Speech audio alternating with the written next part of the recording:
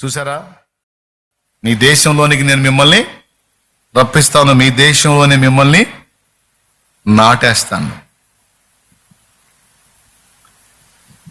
ఆ వాగ్దానము ఎప్పుడు నెరవేరిందో తెలుసా? 1948లో నెరవేరింది.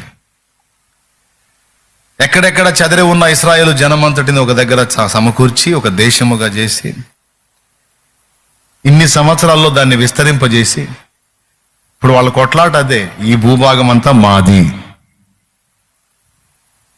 మా పితరుడైన అబ్రహాము మాకు స్వాస్థ్యముగా ఇచ్చిన భూభాగం. అరబ్బులు ఎవరు? అబ్రహాము హాగరులకు పుట్టిన ఇష్మాయేలు సంతతి అరబ్బులు. ఐగుప్తురాలు హాగరు. తర్వాత అరేబియా ఎడారిలో వదిలిపెట్టినప్పుడు ఇష్మాయేలును తీసుకొని